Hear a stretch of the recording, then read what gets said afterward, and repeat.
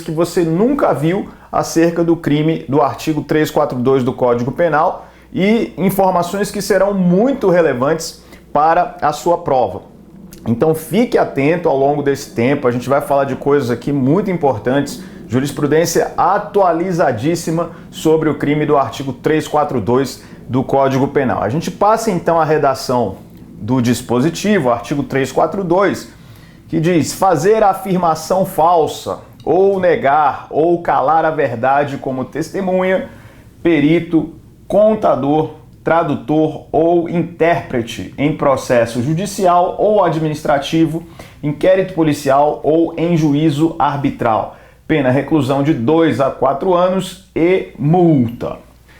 Então a gente já percebe de início que o falso testemunho é um crime próprio. Eu preciso da qualidade especial do sujeito ativo para que este crime se configure. Ou seja, o sujeito ativo ele tem que ser testemunha, ou perito, ou contador, ou tradutor, ou intérprete, para que o crime fique configurado. Temos aqui um crime contra a administração da justiça. Veja, está dentro do gênero administração pública, mas tendo como espécie o bem jurídico a administração da justiça. Crime que pode ser praticado em vários âmbitos. Eu tenho aqui várias possibilidades: o processo judicial, o processo administrativo, inquérito policial ou ainda juízo arbitral. O depoimento falso, nesse contexto, vai configurar o crime de falso testemunho. Então essas são as primeiras informações que a gente já tem acerca do delito, principalmente em relação ao bem jurídico tutelado, que é a administração da justiça, em relação também às pessoas que podem praticar o crime, quem é sujeito ativo desse delito. Então você já sabe: testemunha, perito, contador, tradutor ou intérprete, pessoas que podem praticar o crime do artigo 342 do Código Penal. A gente vai ver que, embora este seja um crime de mão própria, classificado pela doutrina como crime de mão própria, tem sido admitida a coautoria. Veja que a gente aprende na parte geral que crime de mão própria não vai admitir coautoria, mas excepcionalmente se admite no caso principalmente da falsa perícia, quando eu tenho dois peritos assinando juntos um laudo em torno de uma mesma conclusão. A doutrina vai dizer, nesse caso existe coautoria em crime de mão própria. E não só isso, daqui a pouco a gente vai ver jurisprudência com o STF dizendo que o advogado que instiga testemunha a mentir é coautor em crime de falso testemunho. Há controvérsias sobre esse entendimento do Supremo, tecnicamente a doutrina vai contestar, mas a gente sabe que em prova vale mais o entendimento da jurisprudência para efeito de prova objetiva. A pena do delito, que é uma pena de 2 a 4 anos de reclusão e multa, indica a admissibilidade de ANPP. Então é possível o acordo de não persecução penal quando eu trato do crime do artigo 342 do Código Penal, falso testemunho. Então pena de 2 a 4 anos e multa. Até o pacote anticrime não era possível benefício processual, porque o crime não admite suspensão condicional do processo. Perceba que a pena mínima supera 1 ano. Agora, com a entrada em vigor do pacote anticrime da Lei 13.964, perfeitamente possível acordo de não persecução penal em crime de falso testemunho. A gente vai para a redação agora do parágrafo 1º, que traz aumento de pena no falso testemunho. As penas aumentam-se de 1/6 a 1/3 se o crime é praticado mediante suborno ou se cometido com o fim de obter prova destinada a produzir efeito em processo penal ou em processo civil em que for parte entidade da administração pública direta ou indireta.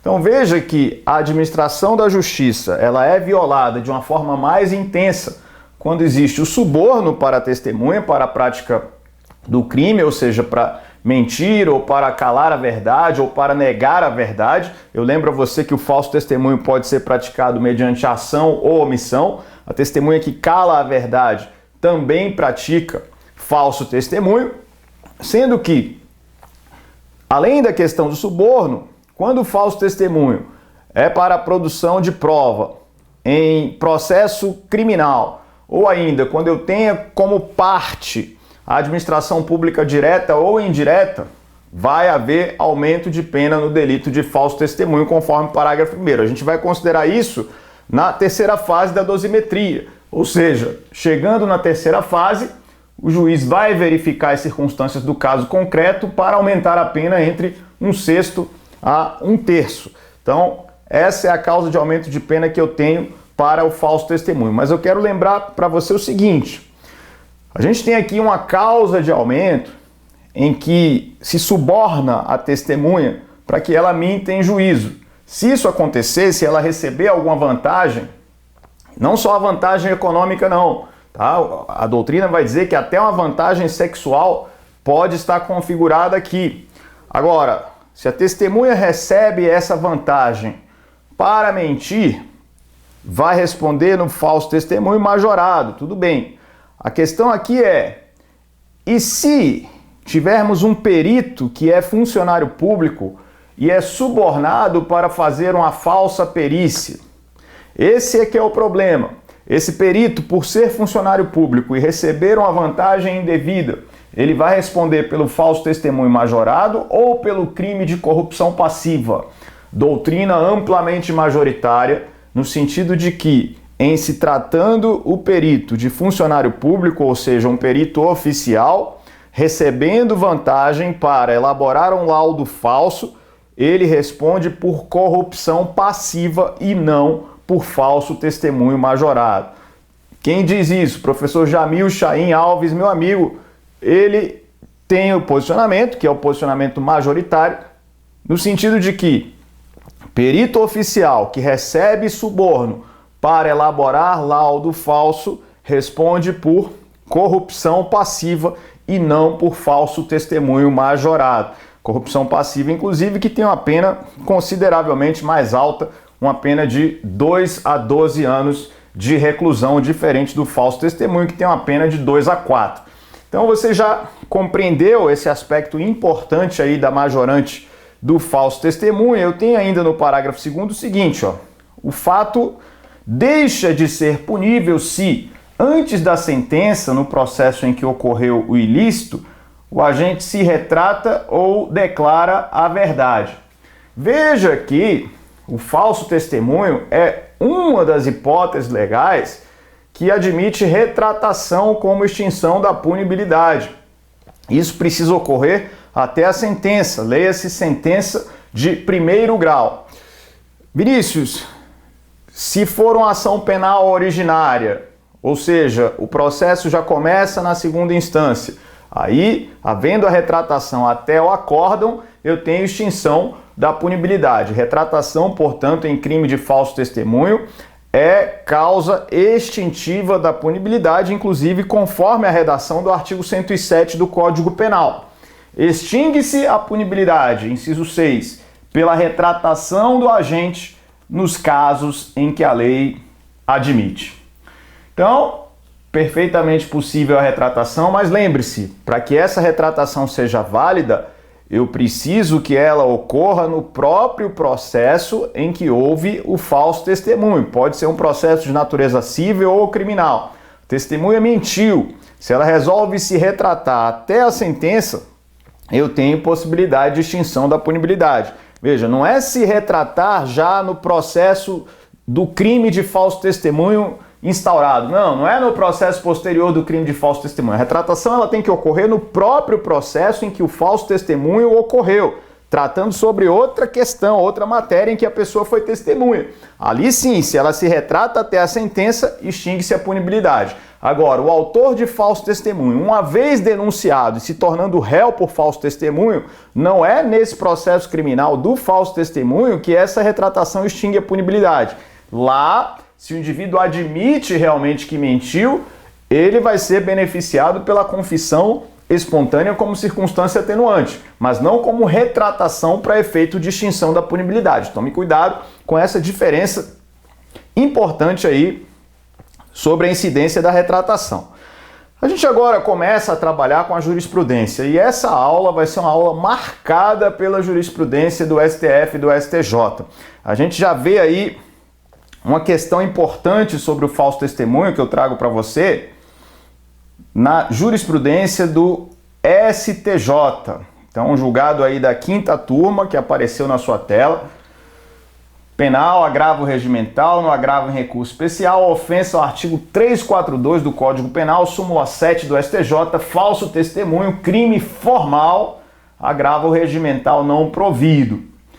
Nos termos da jurisprudência consolidada desta Corte Superior de Justiça, o crime de falso testemunho é de natureza formal, consumando-se no momento da afirmação falsa a respeito de fato juridicamente relevante, aperfeiçoando-se quando encerrado o depoimento. Agravo regimental no RESP 1269635 Minas Gerais, ministro Sebastião Reis Júnior, 6ª turma, em 23 de setembro de 2013. Assim, tratando-se de crime formal, é irrelevante aferir a potencialidade lesiva do falso testemunho ou seu grau de influência no convencimento do magistrado para que se configure o crime. Agravo regimental a que se nega provimento. Eu tenho aí o agravo regimental no ARESP 1428315 São Paulo, relator ministro Ribeiro Dantas, 5ª turma, um julgado de 20 de agosto de 2019. O que você percebeu aí? Quando a gente classifica o falso testemunho como crime formal, estamos dizendo que basta que o depoimento tenha potencialidade para influenciar na decisão do juiz. E aí, tanto o juiz togado como o juiz do tribunal do júri. O falso testemunho também pode se configurar no júri, a gente vai ver daqui a pouco de que forma. O fato é, não importa se o juiz se deixou enganar ou não pelo depoimento falso, pela declaração falsa. A potencialidade para isso já é suficiente, ou seja, prestou a declaração falsa, já temos o crime de falso testemunho se aperfeiçoando com o término do depoimento, como diz o STJ. Agora, não importa se o juiz se deixou enganar pelo depoimento falso, inclusive o juiz pode julgar contrariamente ao depoimento e ainda assim o crime se configura, ainda assim haverá falso testemunho. Então a gente viu aí que trata-se de crime formal, eu não preciso do resultado naturalístico, que seria o equívoco do juiz, que seria o engano do juiz. Não, isso é dispensável para a consumação do crime. De modo que a gente tem ainda na jurisprudência do Supremo Tribunal Federal questões importantes aí, ó. Então, agora um julgado de 2004 do Supremo nesse mesmo sentido. Eu tenho o seguinte aí, é o HC 81951 da 1ª turma em 2004, né, um julgado antigo, porém com o seu conteúdo ainda válido. Habeas corpus, falso testemunho, artigo 342, parágrafo 1º do Código Penal, quebra de sigilo bancário decretada em inquérito policial. Paciente que acompanhava esse inquérito na qualidade de advogado dos indiciados. Depoimento em juízo nos autos de ação penal por crime de sonegação fiscal movida contra o seu cliente, afirmando a inexistência de decisão que no curso do inquérito policial decretara a quebra do sigilo bancário. Declaração falsa que, segundo denúncia, teve como escopo embasar a alegação da defesa sobre a nulidade das provas, sob a afirmação de que teriam sido obtidas sem autorização judicial. Alegação que se encontra em descompasso com a sua condição de advogado nos autos do inquérito e com o seu depoimento em juízo, no sentido de ter acompanhado em todas as suas fases a investigação policial onde a quebra do mencionado sigilo fora efetivada.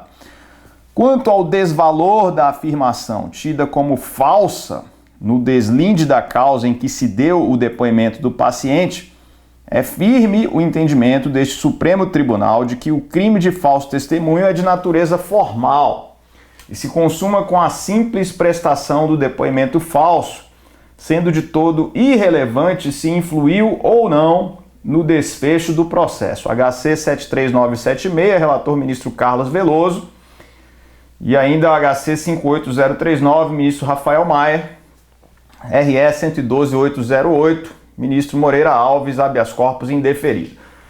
Nesse caso aqui, eu vou deixar de lado a discussão sobre a validade do depoimento de um advogado, que para mim é altamente questionável, considerando o sigilo profissional. Vou deixar de lado porque essa não é a nossa principal discussão, e sim a questão da natureza jurídica, ou melhor, da classificação do falso testemunho como crime formal. Ou seja, não importa, como diz o Supremo, corroborando aquilo que a gente já viu no STJ, de que o crime é formal e, portanto, não importa se influiu na decisão do juiz. Essa é a ideia quando a gente fala de falso testemunho. Então já vimos aí aspectos importantes na jurisprudência, tanto do STJ quanto do STF, sobre o falso testemunho. E aí, eu trabalho com mais um julgado, que é a discussão se no falso testemunho pode haver prisão em flagrante. E aí, pode ter prisão em flagrante na própria audiência, no próprio momento em que a testemunha encerra o seu depoimento, no falso testemunho? Possível, segundo o STJ, como aparece aí para você.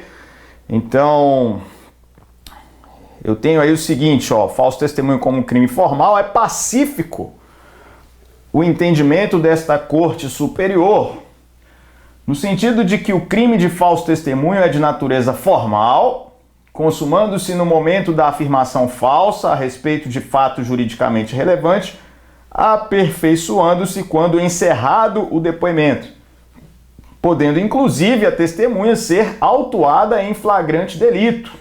Agravo regimental desprovido. Então esse agravo regimental no ARESP 603-029 São Paulo, relator ministro Jorge Mussi, quinta turma, um julgado de 23 de maio de 2017. Então o que a gente vê aí?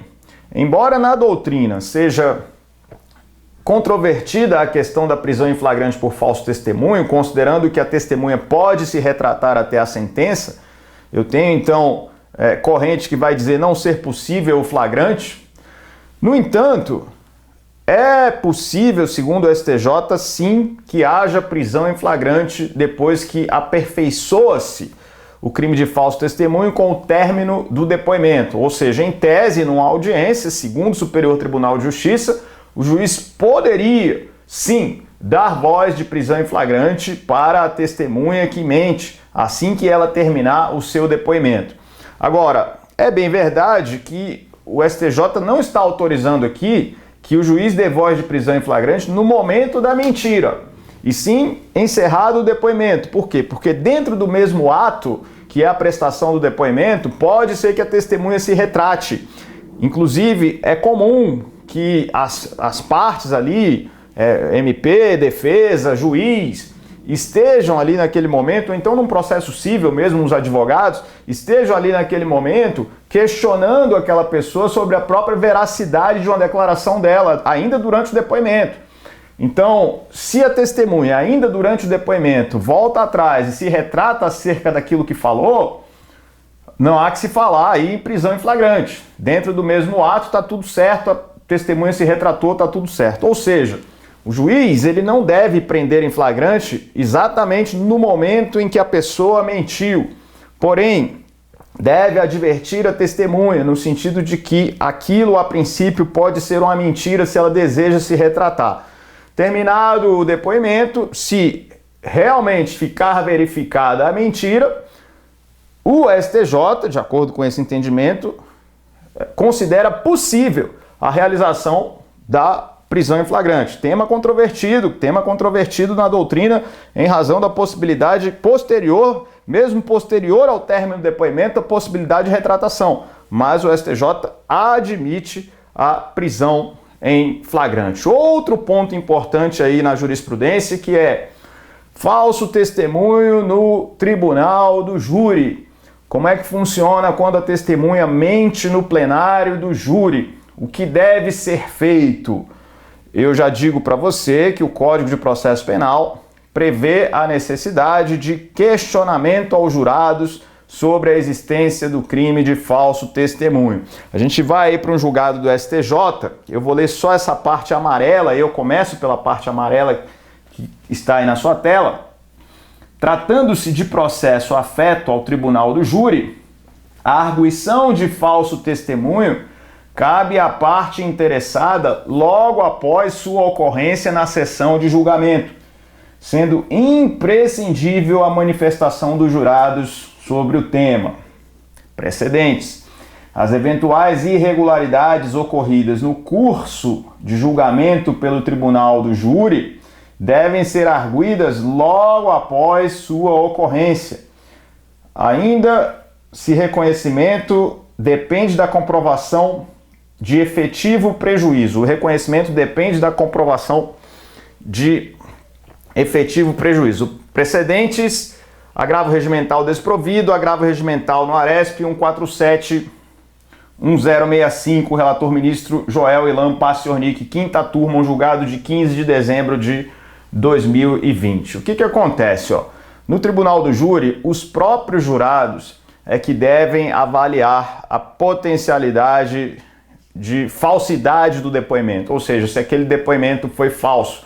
Então isso vai ser submetido à votação dos jurados e a parte que considerar que houve falso testemunho, ela tem que alegar na mesma hora, pedir a quisitação na mesma hora, né? E o juiz vai avaliar a pertinência da alegação para pedir aos jurados que votem acerca do falso testemunho.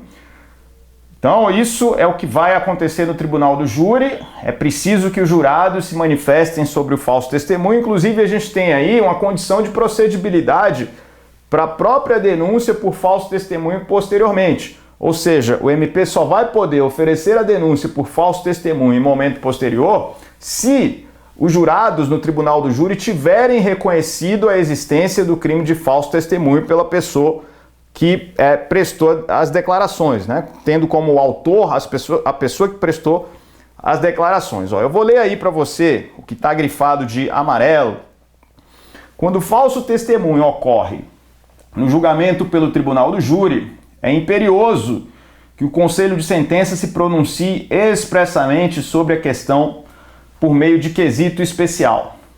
Tal providência é necessária, pois os jurados destinatários da prova decidem sobre a materialidade e a autoria do homicídio secretamente e sem fundamentação explícita, sendo imprescindível perguntar se efetivamente consideraram falsa a declaração da testemunha, evitando-se dessa forma a influência do juiz presidente na avaliação das provas.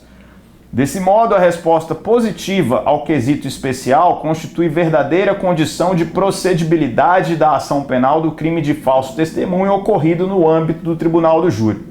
Na espécie, como não ocorrera a formulação do quesito de falso testemunho, é caso de trancamento da ação penal referente ao falso alegado, doutrina e jurisprudência pertinentes. Recurso ordinário em habeas corpus provido para trancar a ação penal.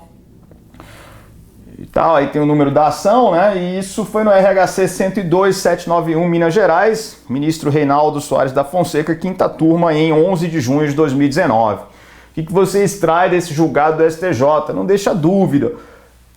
Temos aí uma condição de procedibilidade para o ajuizamento da ação penal por falso testemunho, quando esse falso testemunho ocorre no plenário do júri. É necessário que os jurados avaliem se houve um potencial de falsidade nas declarações que foram prestadas. Ou seja, se as declarações realmente foram falsas. Quando eu digo potencial de falsidade, é no seguinte sentido: não importa se o jurado foi influenciado ou não pela falsidade. O jurado vai avaliar tão somente se a declaração foi falsa ou não, independentemente dele ser enganado por aquilo. Essa que é a questão aí.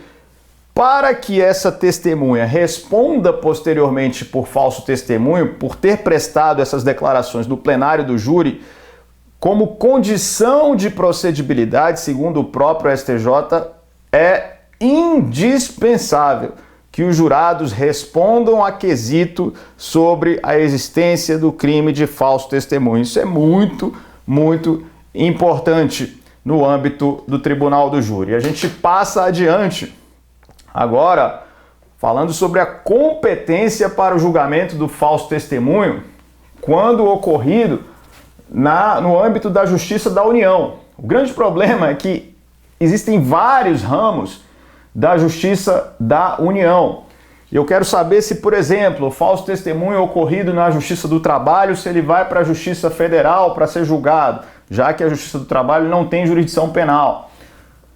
Se o falso testemunho ocorrido na Justiça Eleitoral, quando há interesse da União envolvido, se ele fica na Justiça Eleitoral que tem jurisdição penal, ou se ele vai para a Justiça Federal, considerando que a Justiça Eleitoral só julga crimes eleitorais.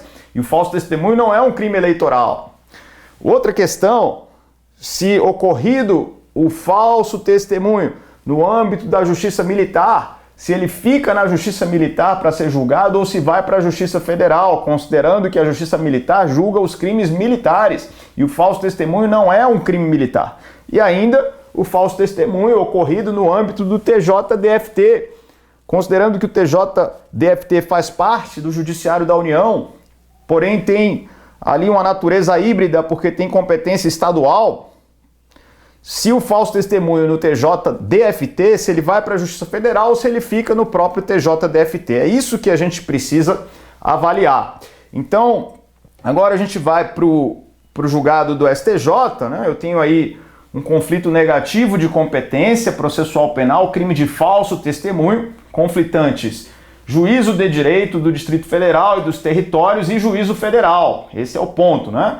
O falso testemunho ocorrido no âmbito do TJDFT, se vai para a Justiça Federal ou se fica no TJDFT.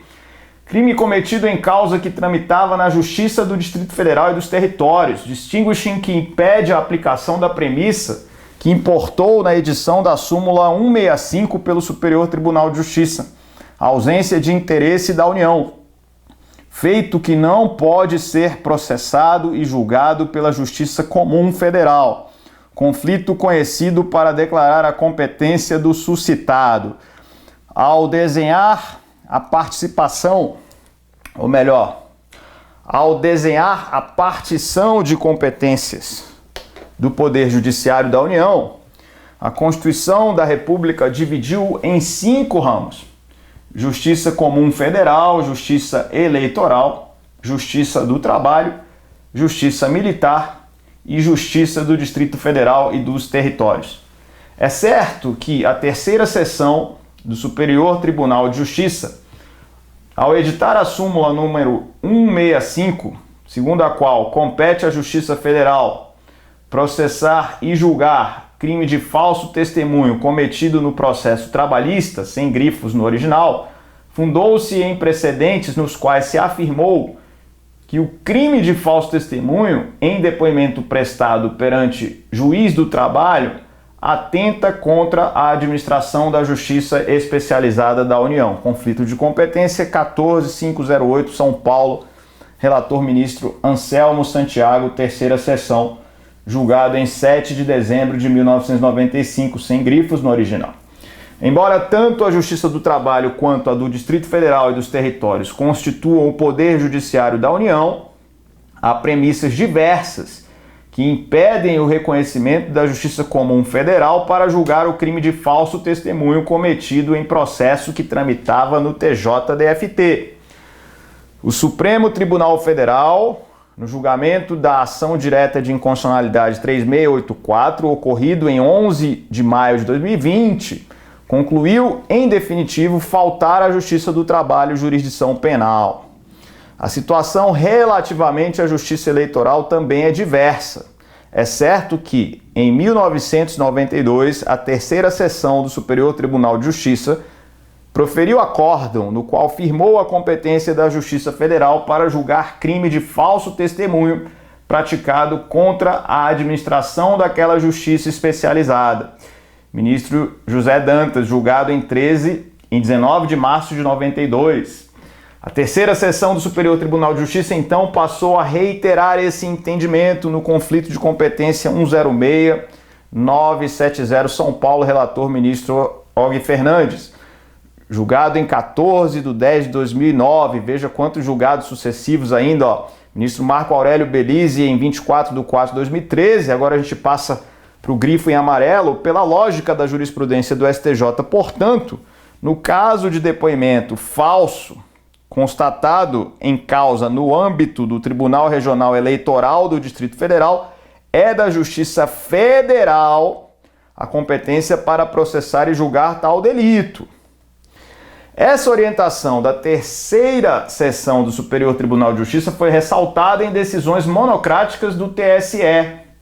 E aí tem várias decisões aí, e o grifo em amarelo. É necessário consignar, todavia, que em julgado colegiado, o TSE não apontou ilegalidade em hipótese na qual o crime de falso testemunho cometido em processo judicial eleitoral foi apurado em inquérito instaurado por requisição de juízo eleitoral. Isso em 2015. No âmbito da Justiça Militar, ocorre igual dificuldade, pois o Superior Tribunal Militar também reconhece a atribuição da Justiça Castrense para o crime de falso testemunho, artigo 346 do Código Penal Militar, cometido em processos de sua jurisdição. O Tribunal de Justiça do Distrito Federal e dos Territórios, ao contrário da Justiça Trabalhista, detém atribuições criminais, como também as justiças eleitoral e a militar. Todavia, diferentemente de todos os outros braços do Poder Judiciário da União, o TJDFT possui natureza híbrida, pois sua competência jurisdicional corresponde à dos tribunais estaduais, ou seja, não se trata de justiça especializada. Por isso, o Superior Tribunal de Justiça proferiu julgados nos quais consignou que outros crimes diversos do falso testemunho cometidos contra o MPDFT ou TJDFT não são processados e julgados na Justiça Comum Federal. Em conclusão, não cabe a aplicação do entendimento que resultou na edição da súmula 165 do STJ ao TJDFT, em razão da índole sui generis da Justiça do Distrito Federal e dos Territórios, distinta por guardar competência criminal e por sua atribuição jurisdicional equivalente à dos tribunais estaduais impedir o reconhecimento de interesse direto da União na causa. Conflito de competência conhecido para declarar a competência do juízo de direito da Vara Criminal e Tribunal do Júri do Recanto das Emas, Distrito Federal, ora suscitado. Então é o conflito de competência 166732-DF, ministra Laurita Tavares, terceira sessão em 14/10/2020. Então, para a gente compreender e resumir essa questão da competência quando envolve a Justiça da União, a gente já sabe que pela súmula 165 do STJ, não há dúvida, falso testemunho na Justiça do Trabalho é de competência da Justiça Federal. Falso testemunho na Justiça Eleitoral, envolvendo interesses da União, também competência da Justiça Federal, mas o TSE já declarou como válido se o juiz eleitoral requisita a instauração de inquérito para apuração do crime. Então, é válida a requisição de instauração de inquérito para apuração de falso testemunho se o falso testemunho ocorreu na Justiça Eleitoral, embora a competência para julgar o falso testemunho em si seja da Justiça Federal. Já em relação à Justiça Militar, o STM tem reconhecido que a própria Justiça Militar tem competência para o julgamento do falso testemunho quando ocorrido em processo criminal, processo judicial militar. Então veja, ocorrido no âmbito da Justiça Militar, nós vamos ter o falso testemunho julgado na própria Justiça Militar, conforme entendimento do Superior Tribunal Militar. O mérito da questão aqui diz respeito ao falso testemunho no âmbito do TJDFT. E aí não tem problema, segundo o STJ, resolver essa questão. Por quê? Porque o TJDFT, tendo uma competência híbrida, já que ele, embora pertença ao Judiciário da União, porém julga a matéria relativa à competência estadual, entendeu o STJ não fazer sentido que o falso testemunho vá para a Justiça Federal e manteve no TJDFT competência para falso testemunho no âmbito do próprio TJDFT. Então, se numa audiência criminal do TJDFT, que tem a competência estadual, a testemunha mente, é naquele próprio juízo que o falso testemunho vai ser julgado. E se for, por exemplo, num processo cível, naquela circunscrição judiciária, porque no DF a gente tem circunscrição judiciária, nós vamos ter naquela circunscrição, na vara criminal, no caso, no juízo criminal, o julgamento do falso testemunho. Entenderam isso? Então, TJDFT, competência para o falso testemunho, não vai para a Justiça Federal. Competência para o falso testemunho é mantida no próprio TJDFT. Muito importante aí. Outro aspecto importante na jurisprudência, né, diz respeito a questão aí das pessoas que prestam o compromisso de dizer a verdade, né? Esse é um outro ponto importante no delito de falso testemunho. Então, qual é a nossa discussão agora? Se aquelas pessoas que são informantes do juízo, se elas praticam o delito de falso testemunho, será que é razoável imputar o crime do artigo 342 do Código Penal aos parentes do próprio acusado, aos parentes do acusado? Será que se deve exigir dessas pessoas que digam a verdade sob pena de responderem por crime de falso testemunho? Esse é o ponto tratado aqui agora, ó. E aí, olha só que importante esse julgado do STJ que a gente vai ver. Tratando-se de falso testemunho cometido em processo cível, deve ser aferida a qualidade de testemunha nos termos do CPC. Lado outro, se o falso testemunho tiver sido praticado em processo criminal, como na hipótese dos autos, a qualidade de testemunha tem que ser verificada de acordo com o CPP, sem necessidade de aplicação analógica do CPC. Conforme leciona a doutrina, o rol do artigo 206 do CPP é taxativo, e uma das principais razões para isso é o princípio da verdade real. No processo penal, reduz-se ao mínimo possível a lista de pessoas que não prestam o compromisso de dizer a verdade, além dos parentes do acusado, os menores de 14 anos e os enfermos mentais. Ninguém mais se isenta desse dever. Isso diz Guilherme de Souza Nutti no seu manual. Nesse contexto, conforme consignado pelo ministro Nefi Cordeiro, no ARESP 102166DF, julgado em 1º de agosto de 2017, não se encaixa no rol das testemunhas descompromissadas, consoante artigo 206, combinado com 208, ambos do CPP, colateral em terceiro grau, agravo regimental a que se nega provimento. O que acontece aqui? Veja só, o STJ tem entendido os julgados mais recentes no sentido de que o informante não responde por crime de falso testemunho, ou seja, aquelas pessoas resultantes da combinação do artigo 206 com o 208, no caso, né? Pessoas que não prestam o compromisso de dizer a verdade. Essas pessoas não respondem por falso testemunho. A questão aqui é definir quem é testemunha, porque, veja, eu preciso verificar se o falso testemunho ocorreu em processo cível ou em processo criminal. Esse é um ponto relevante para o Superior Tribunal de Justiça.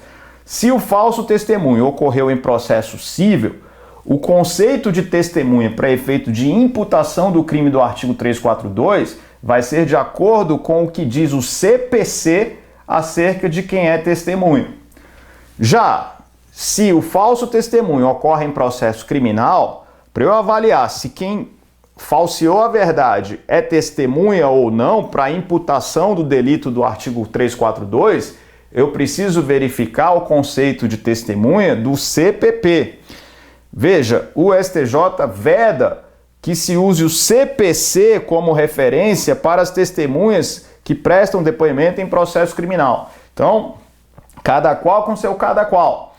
Falso testemunho em processo cível, que vai implicar na imputação por crime de falso testemunho. Qual é o conceito de testemunha que eu vou utilizar? O conceito previsto no Código de Processo Civil.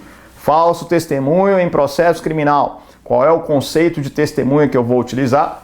Conceito previsto no Código de Processo Penal, resultante dessa combinação do 206 com o 208. Questão aí de extrema relevância.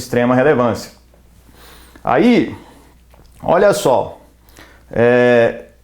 a gente falava, né, sobre o Tribunal do Júri, isso aqui devia até estar numa outra ordem, mas eu já vou aproveitar para falar com você sobre a questão do questionamento aos jurados do falso testemunho no júri, tá? Para não deixar passar essa questão aqui, ó, é o 211, parágrafo único do CPP, que vai fazer essa referência quando o falso testemunho for no tribunal do júri para efeito de votação pelos jurados, ó.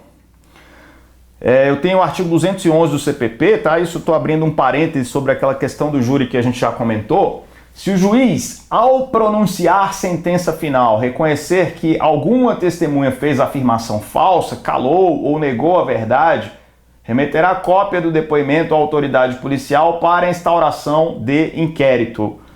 Parágrafo único. Tendo o depoimento sido prestado em plenário de julgamento, o juiz, no caso de proferir decisão na audiência, artigo 538, parágrafo 2º, o tribunal, artigo 561, ou o conselho de sentença, após a votação dos quesitos, poderão apresentar imediatamente a testemunha à autoridade policial. Então, essa necessidade do conselho de sentença apreciar o falso testemunho decorre do artigo 211, parágrafo único do Código de Processo Penal. O que a gente vê mais sobre o falso testemunho? O que a gente vê aqui sobre o falso testemunho? A questão da retratação. A retratação ela deve ser uma retratação livre, uma retratação voluntária. E o que eu tenho aqui, ó? Segundo o parágrafo 2º do artigo 342 do Código Penal, no crime de falso testemunho, o fato deixa de ser punível se, antes da sentença no processo em que ocorreu o ilícito, o agente se retrata ou declara a verdade.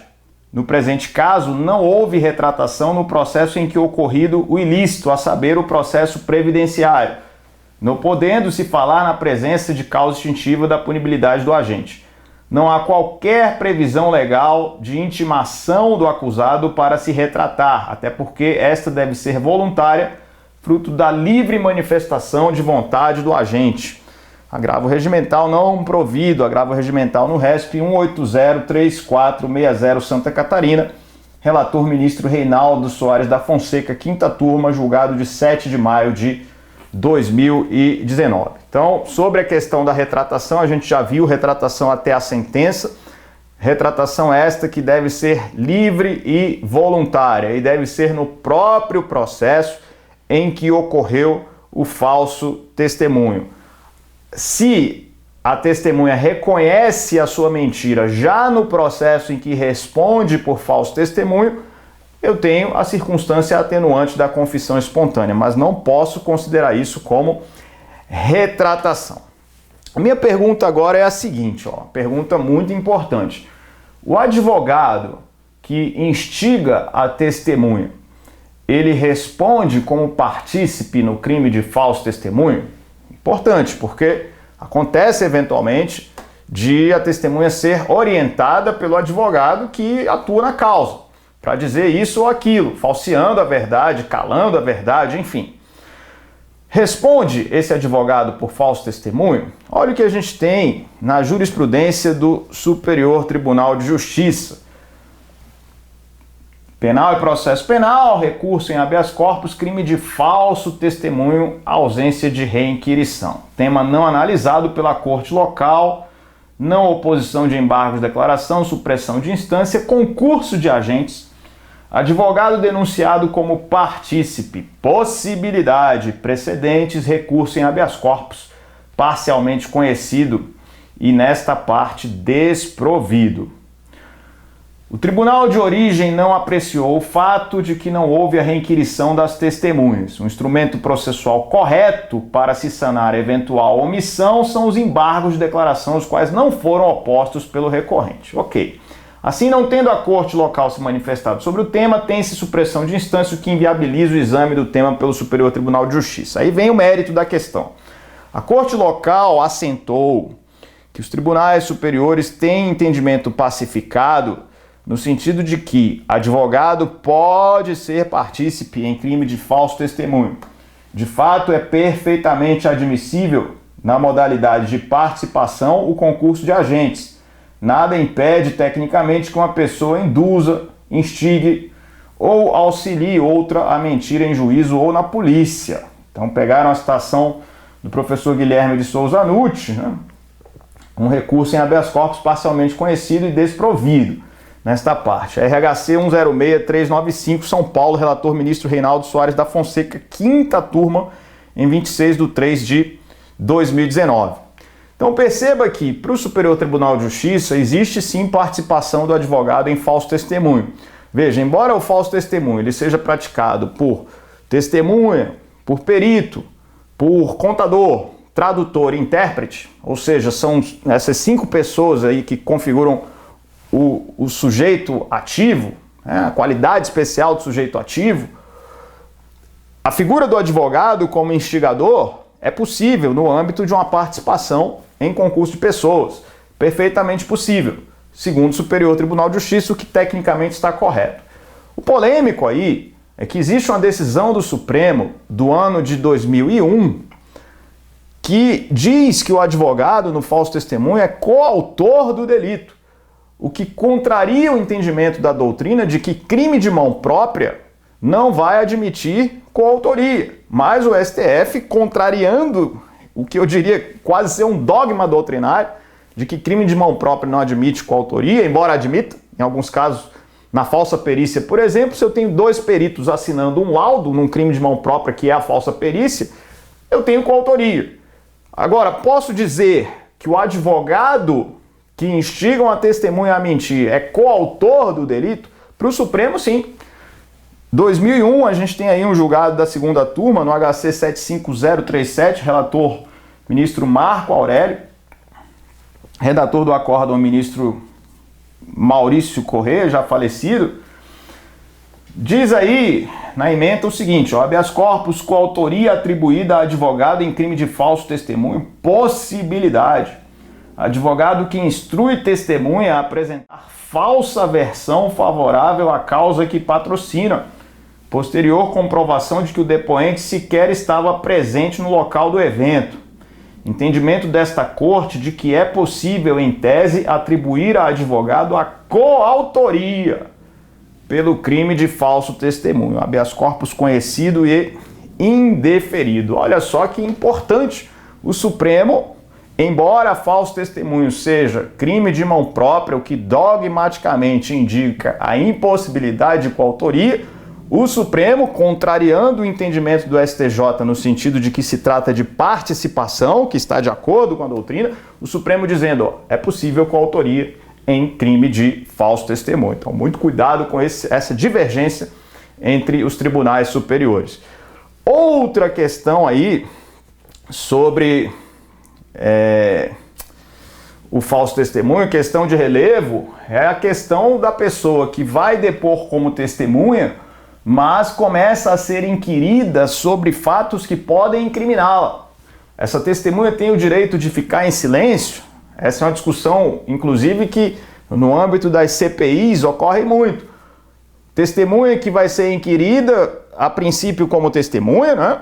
E no depoimento começa a ser bombardeada com perguntas como se fosse investigada ou acusada de alguma coisa.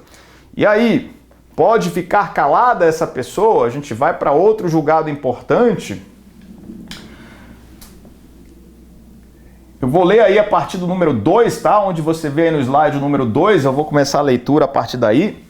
Este Superior Tribunal já decidiu ser atípica a conduta de falso testemunho quando a testemunha compromissada em juízo desobriga-se de dizer a verdade com o fim de evitar sua acusação pela prática de algum crime, tendo em vista os postulados constitucionais do direito ao silêncio e da não autoincriminação.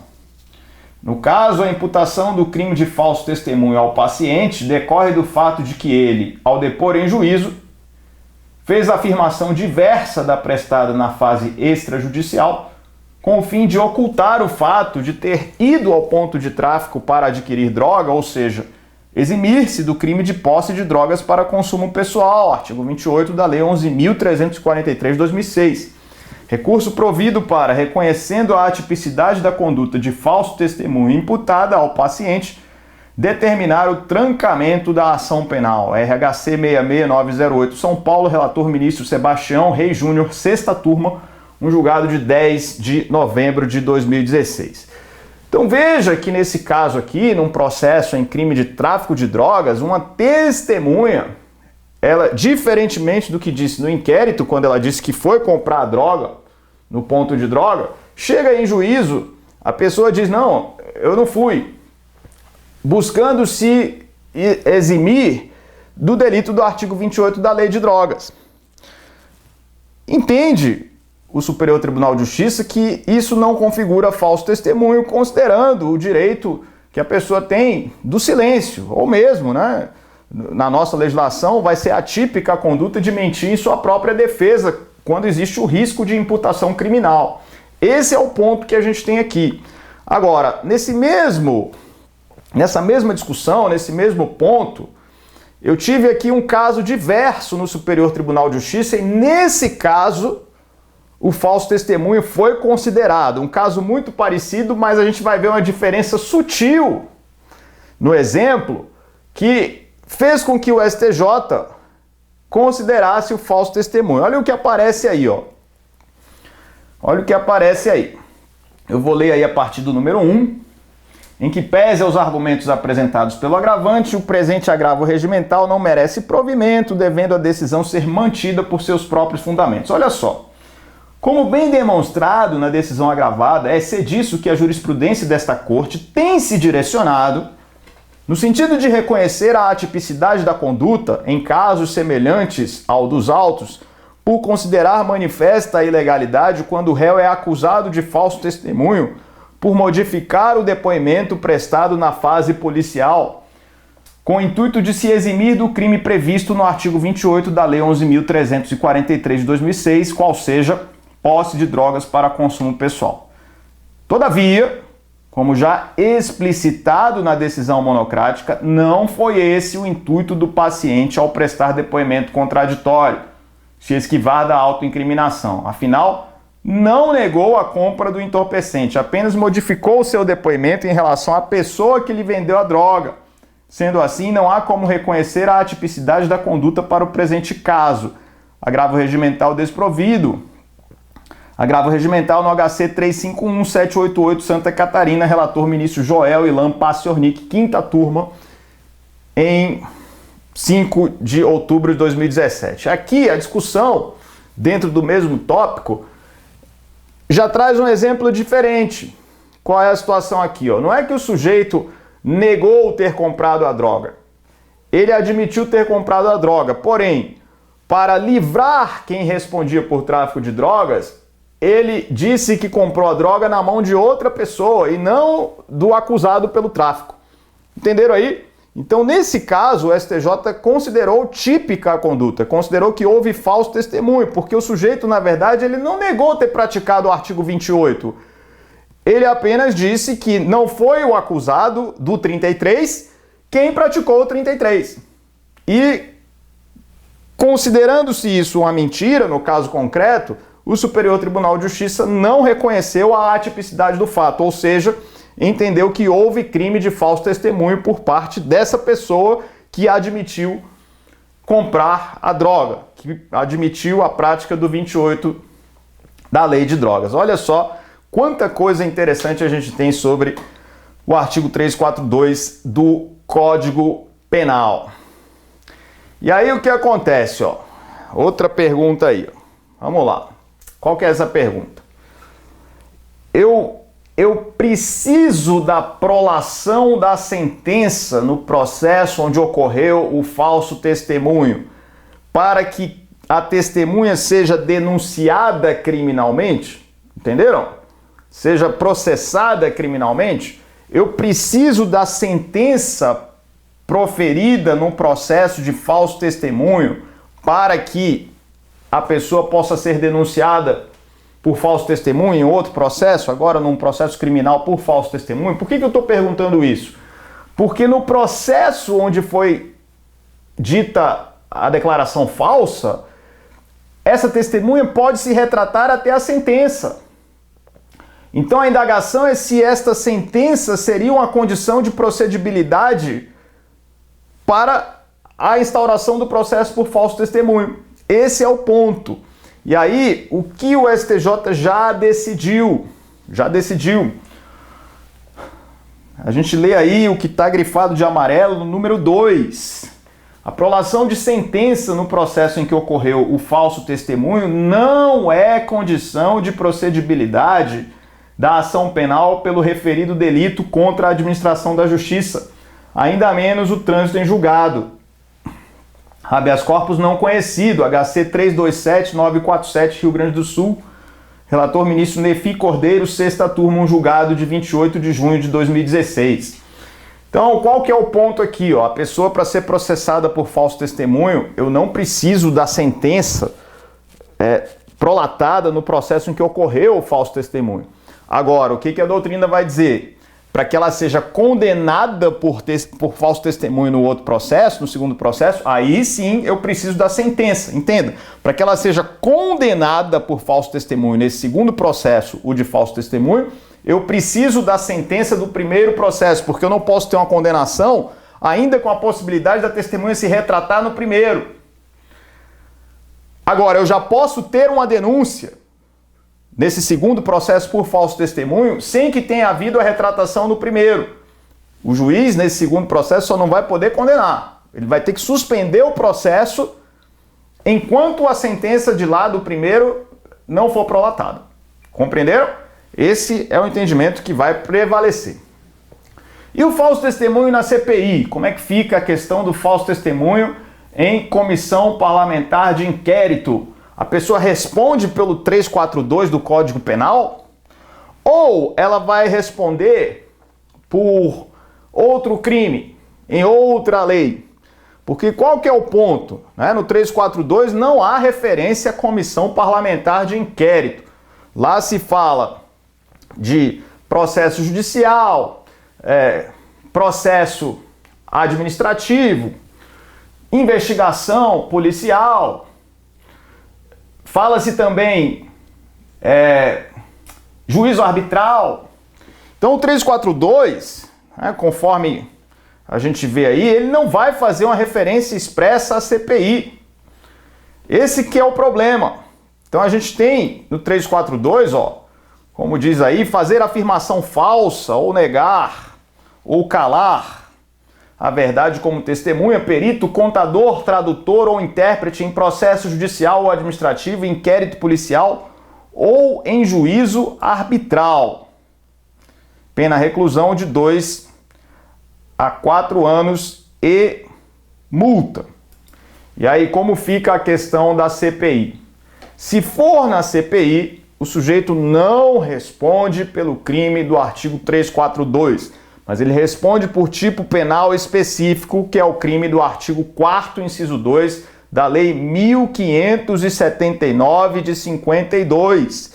Então, olha o que diz esse artigo 4º, inciso 2 da Lei 1579 de 52.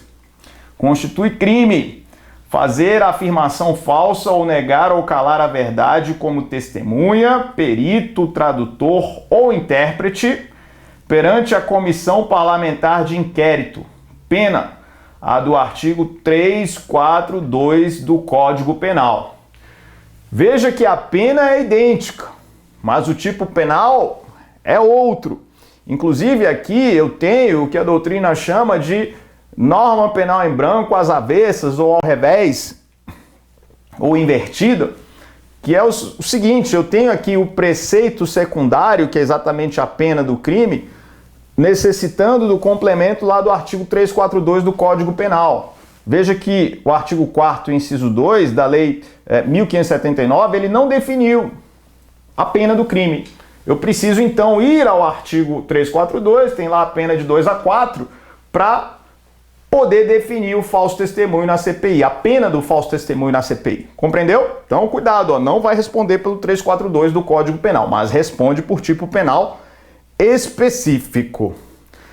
E aí, uma pergunta importante, há falso testemunho se for anulado o processo no qual ocorreu, no qual a declaração falsa ocorreu?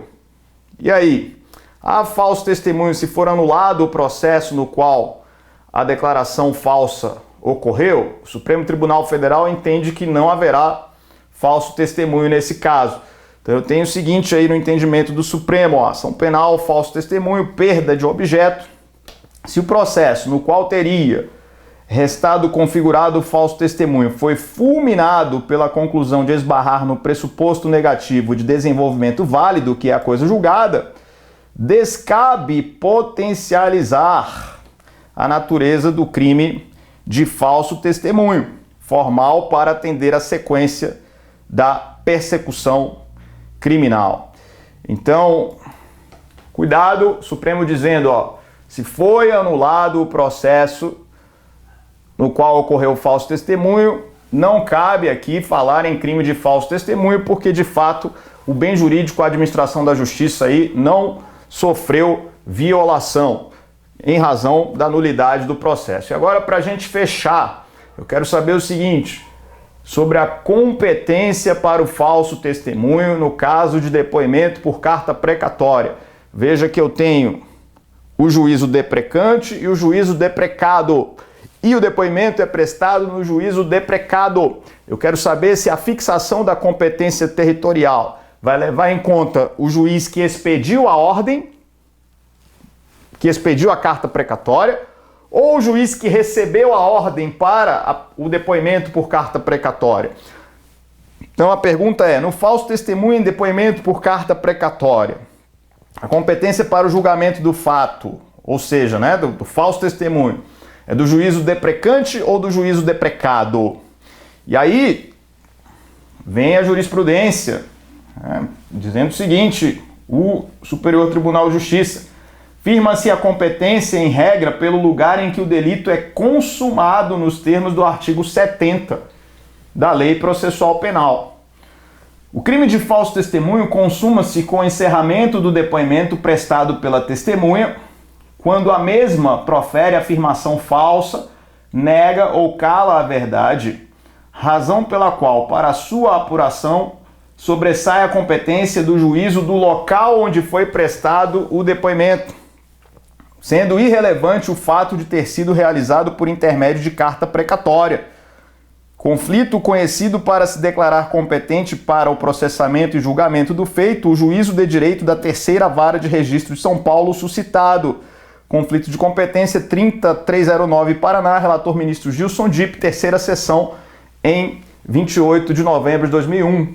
Ficou claro, então, de acordo com o entendimento do STJ, que cabe ao juízo deprecado, competência territorial deve ser fixada no juízo deprecado, porque é a administração da justiça daquele local que foi violada em razão da declaração falsa prestada pela testemunha. Muito cuidado, portanto, falso testemunho por carta precatória, competência do juízo deprecado em vez do juízo deprecante. Muito cuidado. E aí a gente viu, ao longo dessa 1 hora de aula, tivemos aí os pontos mais relevantes, mais importantes sobre o delito de falso testemunho. Então, estude esse crime, ele cai muito, ele cai demais, e principalmente quem faz prova de magistratura tem sempre lá na primeira fase uma questãozinha sobre o artigo 342 do Código Penal para o candidato avaliar esses pontos aí, e você sabendo esse conteúdo da nossa aula aqui, eu fico seguro de que você vai bem, porque tratamos dos pontos mais importantes sobre o crime do artigo 342 do Código Penal. Equipe MEG sempre com você, um grande abraço nesse nosso curso Operação Penal.